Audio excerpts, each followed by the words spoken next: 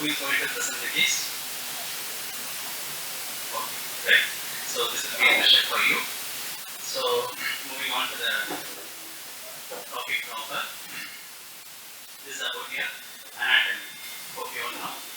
The right and the left hepatic duct, they join to form the common hepatic duct, that is joined by the cystic duct to form the common bile duct. Yes. Can anybody tell me the parts of common bile duct? Fast. Suprarenal, retrorenal, infrarenal, and intrarenal. Yes, good. So,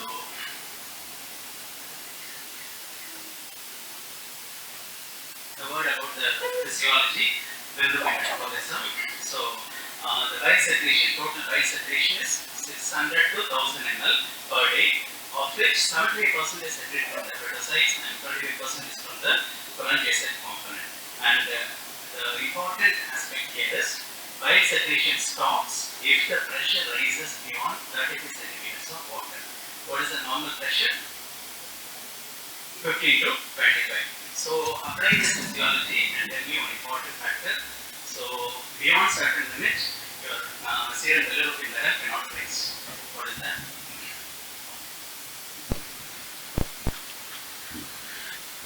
As the obstruction is there, you are not relieving the obstruction, the serum bilirubin level has to rise beyond certain limit. But if the pressure rises beyond 35 centimeters, bile secretion stops. That's why your bilirubin level will not rise beyond 40. Right? So I need one volunteer to come up and summarize this bilirubin metabolism. Share it, yes.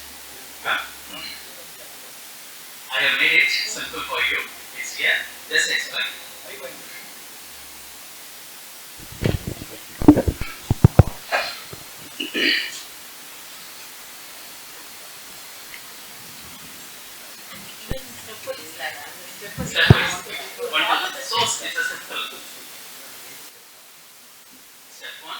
Step 1, the RBC, senescent RBCs are major source for the hemoproteins. It breaks down into, heme is broken down into bilirubin, which is taken up by macrophages of the reticuloendothelial system. Then macrophages engulfing the dead RBCs. Then it's broken to bilirubin. Unconjugated bilirubin is transported through blood. Bilirubin is taken up via the facilitated diffusion by the liver and unconjugated with glucuronic acid. Especially conjugation takes place in liver with glucuronic acid. Yes. Then the conjugated bilirubin is actively secreted into the bile and then into the intestine. In the intestine, the glucuronic acid is removed by the bacteria, resulting in bilirubin is converted into urobilinogen. Some of the urobilinogen is reabsorbed from the gut and enters the portal blood. Portion of the urobilinogen participates in the enterohepatic urobilinogen cycle. The remainder of the urobilinogen is transported by the blood to the kidney, where it is converted into yellow urobilin and excreted, giving urine its characteristic color. Urobilinogen is oxidized by the intestinal bacteria to brown stercobilin. Yes. So coming to the applied physiology, what happens in obstructive jaundice? Where there is a block in the stomach, bilirubin doesn't enter the intestine. So what is not formed? Urobilin. Bilirubin conjugation is occurring, but the conjugated bilirubin is not getting into your intestine. So what happens? Urobilinogen and stercobilinogen are not formed. So the coloring factor in the phases is absent, and urobilinogen will be absent in urine. Okay, this is the basic physiology. You must keep it in your mind. So what is this jaundice? It is a symptom and it is not a disease. So what does this signify? Three important. So it signifies what jaundice? This is obstructive jaundice. So it is yellowish discoloration of body fluids and occurs when there is a failure of normal bile to reach the intestine. Either it could be obstruction in the intrahepatic or extrahepatic biliary tree. We are more concerned about the extrahepatic biliary obstruction, right? So coming to the causes, whenever there is a lumen, you can classify the causes as extraluminal, intramural and intraluminal causes. So the intraluminal, you have the foreign bodies, gallstones and parasites. Extraluminal, you have malignancies of the liver and metastatic lymph nodes. Can you give me an example? Malignancies of the liver, hepatocellular carcinoma, right? Metastatic lymph node, carcinoma of the stomach, producing portohepatic nodes, and it is compressing the biliary, extrahepatic biliary apparatus. Intramural, you have congenital atresia, sclerosing cholangitis, benign strictures and tumors of the bile ducts. Apart from this, you have pancreatitis, malignancy, head of pancreas and periampullary carcinoma. These are the few causes. And we have one classification called the Benjamin classification. You have to know this.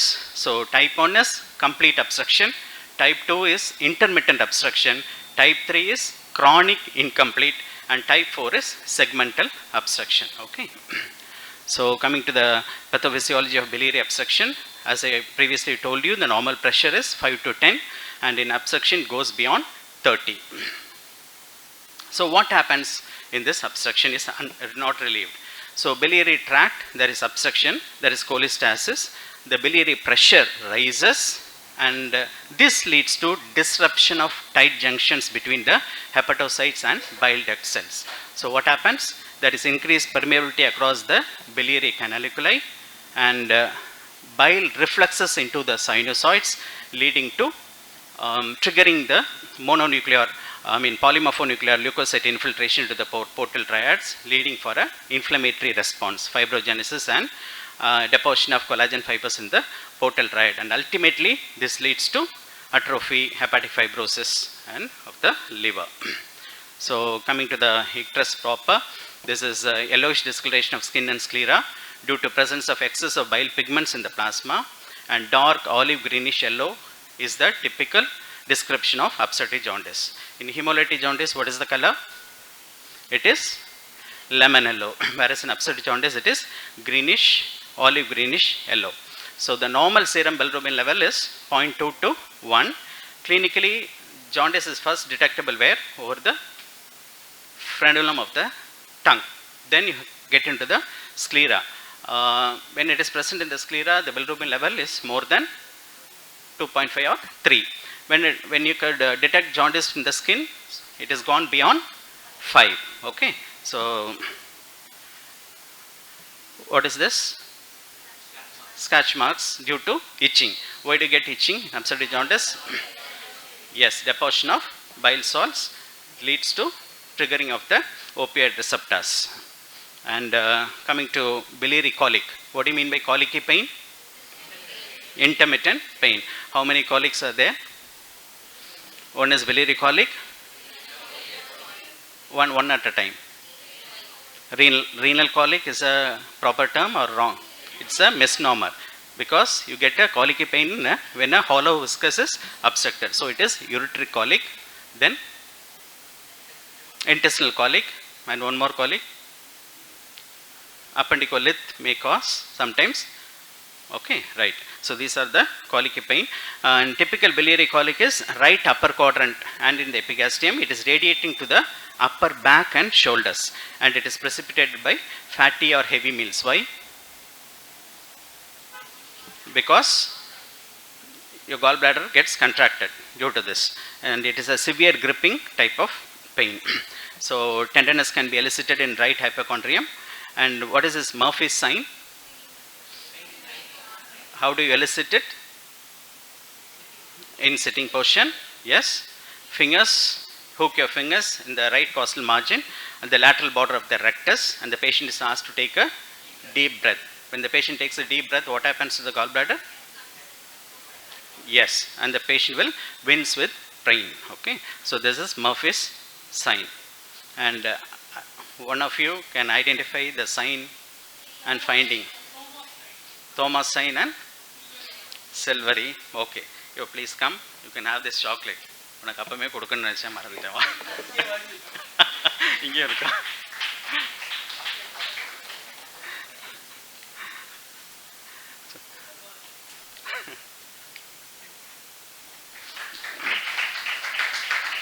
So what is this sign? Thomas sign.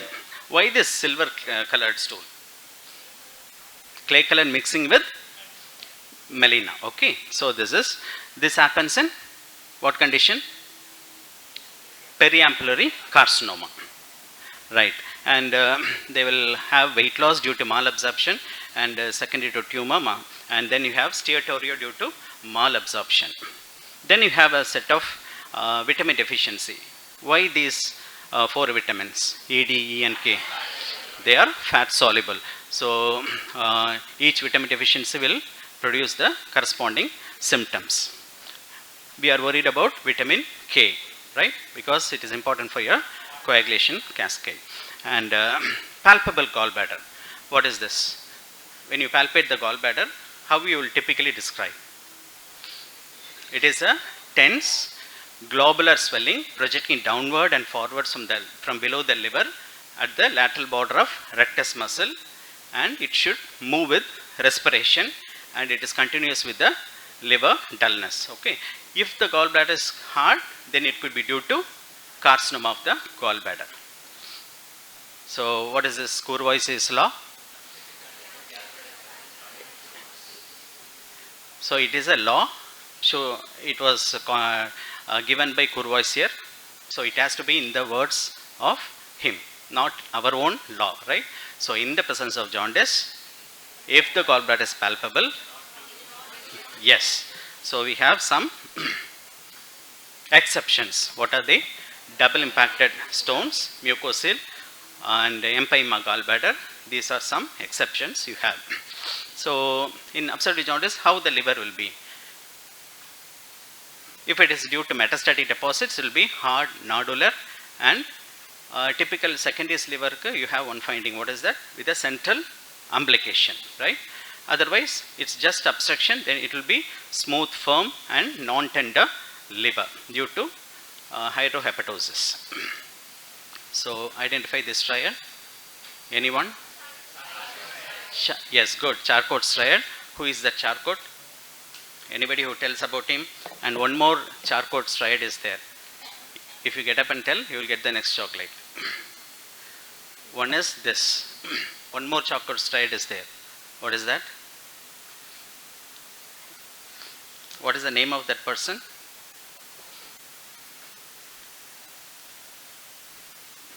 He is Jean Mary Charcot, and the previous one is Charcot triad 1 is mitral stenosis. Okay, right.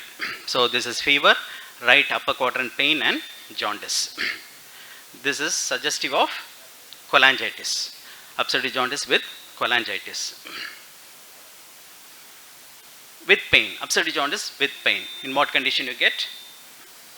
Stones. Automatically in Stone's disease, you will have pain. What is this? Raynaud's pentad. What is that?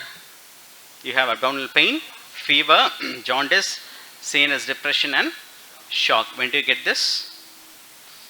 When it is a pyogenic cholangitis, you get this Raynaud's pentad, and he is that person. Coming to painless progressive jaundice. What is this jaundice? When do you get it? In CA head of pancreas, you get this painless progressive jaundice. So now we come to clinically three types of jaundice. What are they? One is painless progressive jaundice, other one is intermittent jaundice, then the other one is waxing and waning type of jaundice. Anybody can come and tell the difference? What is the difference between these three? One of you? What is this intermittent jaundice? When do you get it? Intermittent you get in stone disease. Okay, stone disease. Why this intermittent jaundice in stone disease? The stone is obstructing the common bile duct. So pressure rises, CBD dilates, the stone will pass. So when the stone passes, the whole of the obstruction is relieved until the next time the gallbladder contracts and the other stone comes and obstructs. So the bilirubin level in between comes and touches the normal level. So that is intermittent. Whereas in waxing and waning type of jaundice, that happens in periampullary carcinoma. What happens is, it will not touch the baseline. Why? Because the tumor is obstructing. The tip of the tumor undergoes necrosis, and a part of the obstruction is relieved. But still the lumen is narrowed. So the whole obstruction is not relieved. So the bilirubin level will not touch the baseline. Again the tumor grows and full obstruction occurs. So this cycle repeats. That is called the waxing and waning type of jaundice. The other one is painless progressive jaundice. What is that? When do you get it? In CA head of pancreas, the head of the pancreas is in the C loop. So when it enlarges, there is complete obstruction. To start with, C head of pancreas will be painless. But when posterior infiltration happens, pain will be severe. Okay. So these are the three conditions. For UG level, these three diagnoses is very, very important. So we'll confine to these three diagnoses. So this is a endoscopic view of periampullary carcinoma.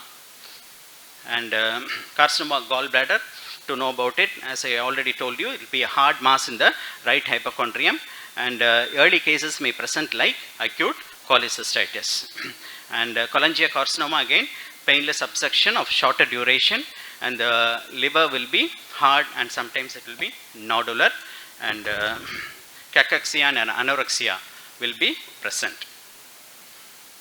So for the UG level, three differential diagnoses. One is obstructive jaundice due to stone disease, obstructive jaundice due to malignancy. It could be either periampullary carcinoma or carcinoma head of pancreas. So with this differential diagnosis, how we are going to proceed?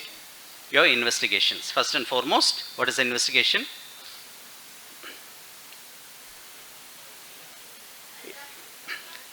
Blood investigations. Okay, so you go into blood investigation, liver function test. In liver function test, what are the things you look into? AST, ALT, bilirubin, alkaline phosphatase, prothrombin time, albumin, gamma glutamyl transferase, and bile acids. This prothrombin time and albumin signifies the synthetic function of the liver. So when this alkaline phosphatase will be raised?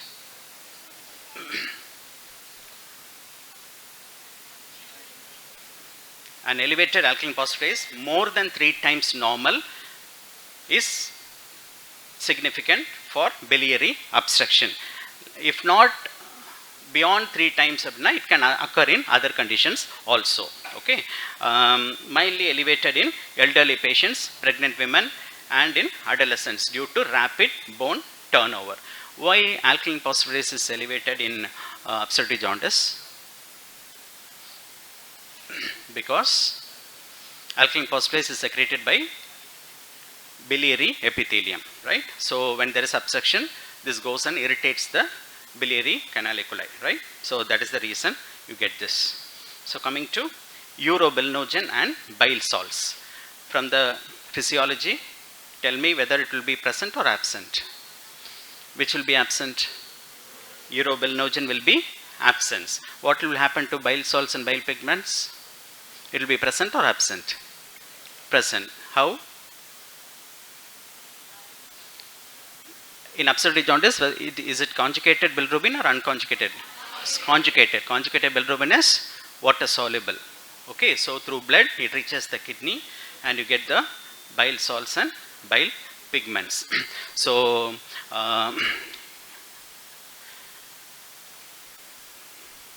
normally bile salts are not present in urine. Normally urobilinogen will be present in urine. Okay, that you have to keep it in your mind.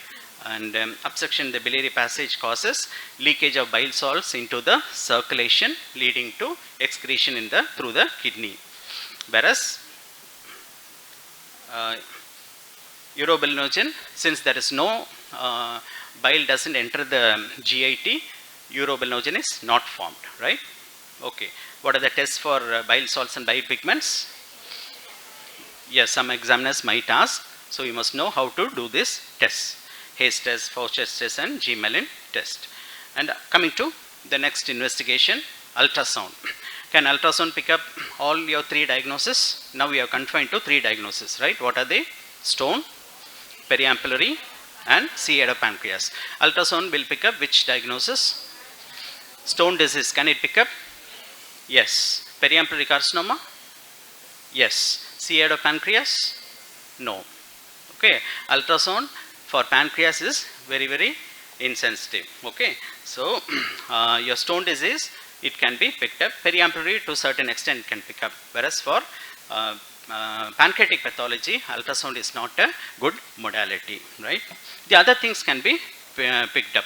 Ascites, nodes can be picked up through your ultrasound. And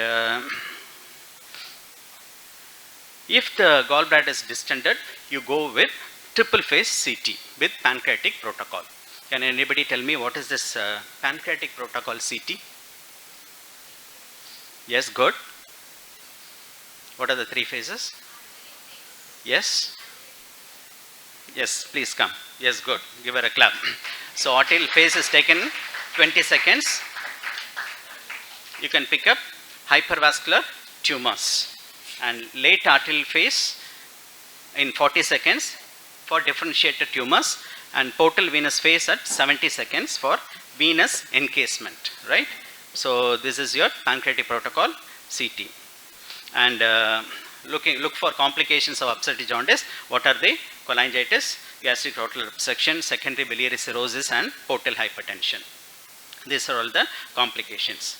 If the gallbladder is not distended, what is your next investigation? So, ultrasound is over, CT is over.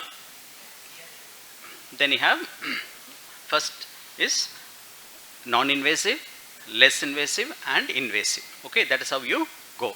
So, MRI, T2 weighted images, and you can pick up all this choledocholitis, strictures, cholangiocarcinoma, biliary anatomy can be better visualized.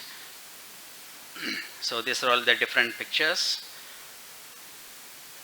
ERCP. What is the role? ERCP?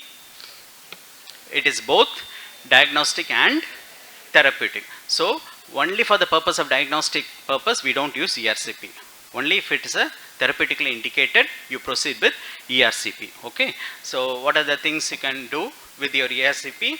One is, yes, sphincterotomy can be done, stenting can be done, yes, stone removal.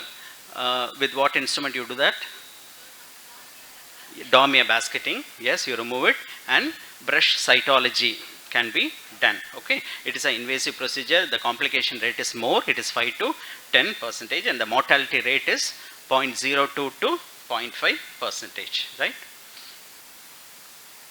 So, role of tissue diagnosis. If it is periampullary, with a side viewing endoscope, you can take up a biopsy, or brush cytology can be done, or FNAC can be done. If it is going to be carcinoma head of pancreas, and if it is operable, you don't have to need a tissue diagnosis. Okay, you can proceed with definitive treatment. So, staging laparoscopy may be used in certain specific conditions to look for your peritoneal mets. Peritoneal mets cannot be picked up by your CT or your ultrasound. So, then you plan your surgery. As you know, this is surgical jaundice, so surgical treatment. So, how do you prepare the patient for surgery? Yes, adequate hydration, because the patient will be dehydrated, you have to give adequate hydration. Nutrition should be improved, and vitamin K. Why do you want to give vitamin K? To correct the coagulation. Yes, fresh frozen plasma can also be used, and control sepsis with the help of antibiotics, right? And then you go in for Whipple's pancreaticoduodenectomy. Yes, in Whipple's pancreaticoduodenectomy, what are the things you remove? The organs which are shaded in blue. What are they? Distal end of stomach, head of pancreas, C loop of duodenum, gallbladder and distal CBD. Okay, let me ask you. The lesion or the CA is in the head of the pancreas. Why not you can remove only the head of the pancreas? Why do you want to remove the C loop of duodenum?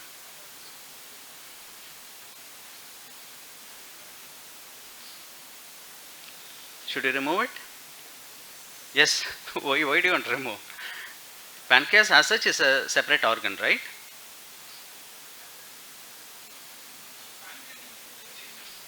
It is not infiltrated. Okay. It is not infiltrated. It's a early lesion. Blood supply. Yes, good. What is that? Pancreatico-duodenal artery. So what? When you do appendicectomy, first what you do?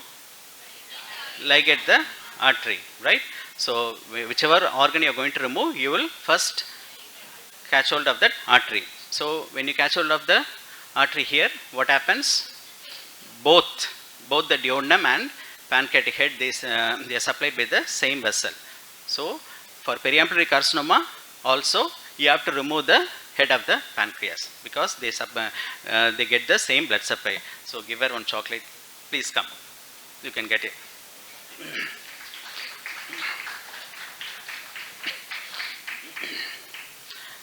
So you removed this. So if what are the things that are remaining? Your stomach is remaining here, hepatic duct is remaining, and the pancreas is remaining. So what will you do? So you have to anastomose to you have removed the duodenum. So jejunum. So the three anastomoses, what are the names? Pancreatico-jejunostomy, gastro-jejunostomy, and hepatico-jejunostomy. Okay. So you create a loop and do all the three anastomoses. சொல்றது ரொம்ப ஈஸியாக இருக்கும், but it is a major surgery. It will take many hours and the mortality rate is also high. So if it is an advanced malignancy, you are not able to resect the lesion. What you do? You go in for palliative procedure. What is the name of this procedure? It is called what bypass? Triple bypass. Triple bypass. What are the three things you are bypassing? Gastro-jejunostomy, cholecysto-jejunostomy, jejuno-jejunostomy. In gastro-jejunostomy, you are bypassing what? Pancreatico-jejunostomy is there or no? The triple bypass. You are bypassing the food, bypassing the bile. You don't bypass the pancreatic juice. Okay. So the triple bypass is again a misnomer. There are three anastomoses. What are the three anastomoses? Gastro-jejunostomy, cholecysto. Here it is cholecysto with the gallbladder. Okay, cholecysto-jejunostomy and jejuno-jejunostomy. Three anastomoses, but you are bypassing only two items. Okay, that you have to keep it in your mind. In advanced cases, you can do endoscopic stenting can also be tried. So this is for your C-head of pancreas or periampullary carcinoma. If it is going to be a stone disease, benign stone disease, CBD stone, what are the things you do? Either you can do ERCP stenting, remove the stone, and it is later followed by laparoscopic cholecystectomy. Within 3 days or in the same sitting, you can do lap cholecystectomy, right? If not, you can do laparoscopic or open CBD exploration. Okay, both methods are acceptable. You can do a lap or open CBD exploration, remove the stone, and then you can either primarily close the CBD or it can be closed over a T-tube, or you can do a drainage procedure, choledocho-duodenoscopy.